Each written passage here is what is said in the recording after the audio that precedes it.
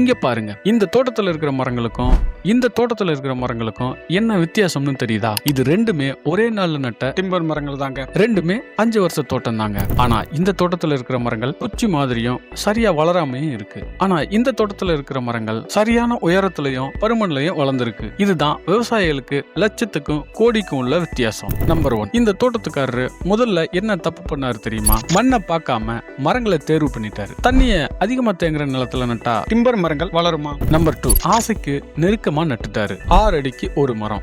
Number 3, தண்ணியை அதிகமா கொடுத்தாரு, செயற்கை உரங்களும் கொடுத்தாரு. இவரு வெறும் செம்மரத்தை மட்டுமே ஒற்றைப்பயிர் சாகுபடியா நடவு பண்ணிட்டாரு. இதனால 15 வருஷம் ஆனாலும் இந்த மரங்களோட வளர்ச்சி சராசரியோட ரொம்ப குறைவா இருக்கும். இது விவசாயிகளுக்கு மிகப்பெரிய பொருளாதார இழப்பை ஏற்படுத்தும். ஆனா 2வது தோட்டக்காரரு நம்ம காவேரி கூக்குரலோட ஆலோசனைப்படி மண்ணுக்கு ஏற்ற மரங்களை தேர்வு பண்ணாரு. சரியான இடைவெளி கொடுத்து மரங்கள் நடுற வழிமுறைகளை பின்பற்றினார். அதுவும் தேக்கு, மகோகனி, வேங்கை, செம்மரம், சந்தனம், ஈட்டி இப்படி பல வகையான டிம்பர் மரங்களை கலந்து நடவு பண்ணியிருக்காரு.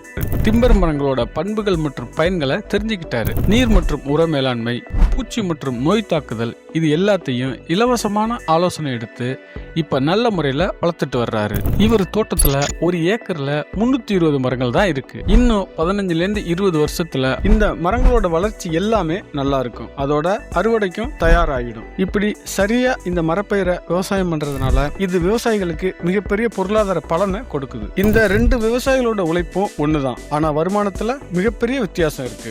ஏன் முறை தெரிஞ்சு செஞ்சாரு. இந்த முறையை நீங்களும் தெரிஞ்சுக்கணுமா? வர்ற செப்டம்பர் மாதம் 6ஆம் தேதி தமிழ்நாட்டுல 18 மாவட்டங்கள்ல காவேரி கூக்குரல் சார்பில் மகத்தான வருமானம் தரும் மர விவசாயத்திற்கான இலவச ஆலோசனை கூட்டம் நடக்குது. நீங்களும் உங்க தோட்டத்தை சரியான முறையில வளர்த்து கோடிகள் தரும் தோட்டமா மாத்தணுமா? இப்பவே இந்த நம்பருக்கு கூப்பிடுங்க. நீங்க எந்த தோட்டக்காரரா இருக்க போறீங்க அப்படிங்கிறது உங்க கையில.